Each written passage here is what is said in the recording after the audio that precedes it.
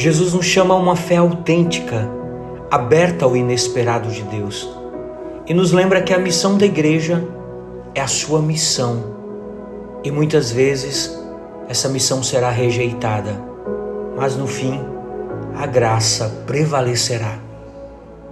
Evangelho segundo São Marcos, capítulo 4, versículos do 24 ao 30.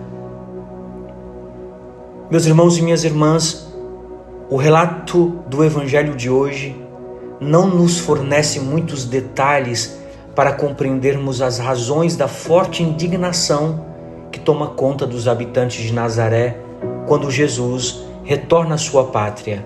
Ainda no começo da sua missão, ele vai à sinagoga e lê um texto do profeta Isaías para compartilhar com seus conterrâneos a experiência do reino de Deus, e conclui afirmando que esse texto se realiza na sua pessoa. A reação daqueles que o escutavam na sinagoga, nós vemos que se explode repentinamente, sem sequer passar por um momento de reflexão. Ao ouvirem essas palavras, todos na sinagoga ficaram cheios de indignação. Se levantaram e expulsaram-o da cidade e o levaram até o alto monte sobre o qual a cidade estava construída para lançá-lo dali abaixo. São Lucas capítulo 4, versículos 28 e 29. A recusa dos habitantes de Nazaré em recebê-lo tem o seu melhor comentário na frase do Evangelho de São João, logo ali no prólogo. Veio ao que era seu, mas os seus o rejeitaram. São João capítulo 1, versículo 11. Vejam, meus irmãos e minhas irmãs, que a revelação do Verbo feito carne, o Filho de José, vai se transformando de admiração e espanto em incredulidade hostil e mesmo em ódio homicida. Levaram-no ao cimo do monte, ao lugar mais alto, a fim de o precipitarem dali abaixo. No entanto, sabemos que é o destino de todos os profetas. Nenhum profeta é bem recebido na sua pátria, afirma Jesus. Mas o Senhor não deixa de ser profeta na sua pátria. Podemos dizer que a pregação de Jesus, ao comentar as Escrituras de Israel, não foi exatamente diplomática. Talvez, percebendo a resistência em reconhecê-lo como o enviado de Deus, ele cita 2 episódios bíblicos em que os estrangeiros, uma viúva e um comandante, se abriram ao encontro com Deus sem reservas. A intenção parece clara: mostrar que um estrangeiro pode estar mais disposto a acolher a graça divina do que aqueles que pensam conhecê-la bem. No entanto, o que provavelmente desperta a irritação dos habitantes de Nazaré é a denúncia implícita de que também eles precisam ser purificados de algo mais profundo. Havia muitos leprosos em Israel no tempo do profeta Eliseu. Contudo, nenhum deles foi purificado, a não ser Naamã, o sírio. A primeira leitura de hoje, nesta liturgia, nos ajuda a entender melhor a provocação que Jesus faz em Nazaré por meio do seu ensinamento. A figura de Naamã, o sírio, comandante do exército do rei da Síria, é emblemática. Embora fosse um homem respeitado e estimado, pois por meio dele o Senhor havia dado vitória aos sírios, ele carregava um fardo insuperável. Esse homem, ele era leproso.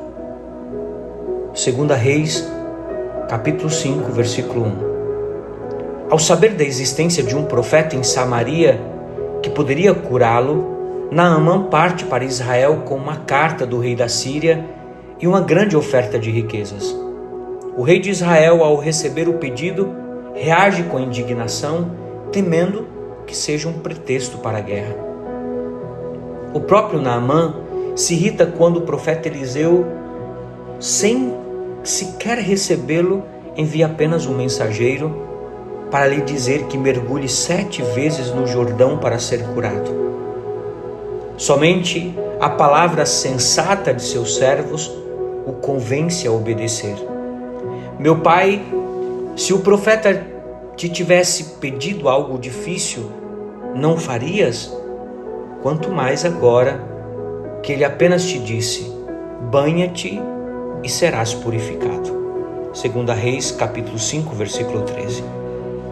Meus irmãos e minhas irmãs, esses 2 episódios podem nos ajudar a refletir sobre nosso caminho quaresmal e os frutos de cura que esperamos colher. Veja, precisamos reconhecer que muitas vezes o desejo de sermos curados é superado pelo desejo de sermos reconhecidos.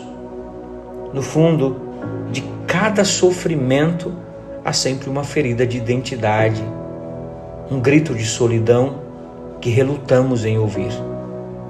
Por isso nos indignamos com tanta facilidade quando a ajuda divina não chega com efeitos espetaculares ou quando não corresponde às nossas expectativas. A palavra de Deus hoje nos convida a aceitar a simplicidade com que o Senhor cuida de nós. E muitas vezes o cuidado do Senhor chega sem barulho ou espetáculos, sem ilusões ou seduções. Seu amor é fiel. Seu amor fiel continua seu caminho, mesmo quando ainda não estamos prontos para acolhê-lo. Mas ele, passando pelo meio deles, seguiu o seu caminho. São Lucas capítulo 4, versículo 30.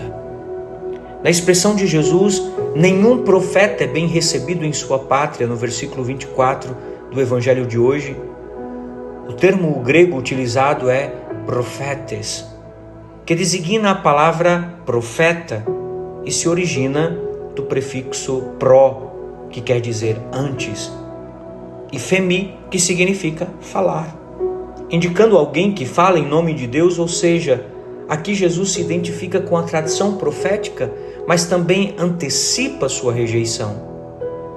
Jesus não é aceito em sua pátria, demonstrado aqui no texto pelo termo dektos, aceito.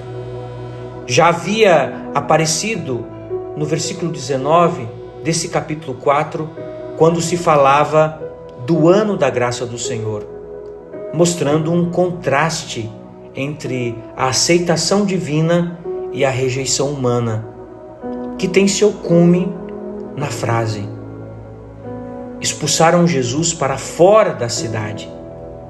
Exbalon auton exotes poleos.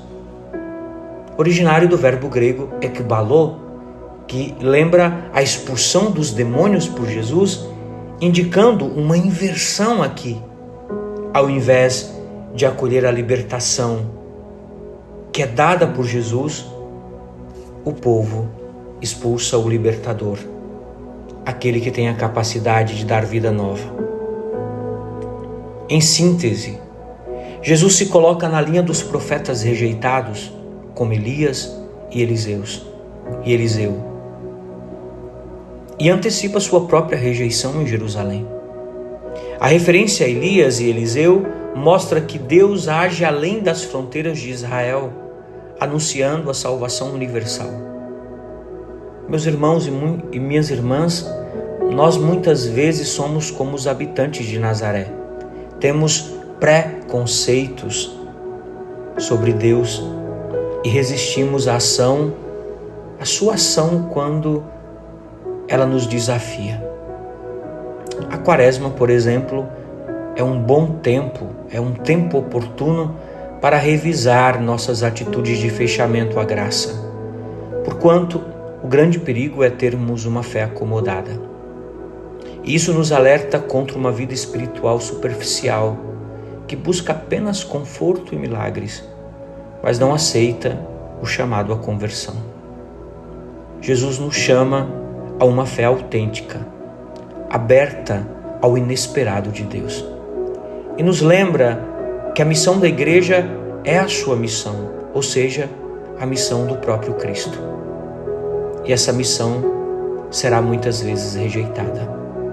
Mas no fim, a graça prevalecerá.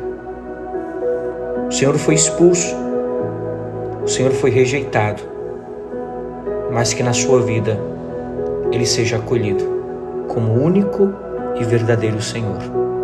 Não tenha medo. No fim, a graça prevalecerá. Uma santa segunda-feira para você e sua família. Que o Deus Todo-Poderoso te abençoe e te guarde. Ele que é Pai, Filho e Espírito Santo. Amém. Paz e misericórdia.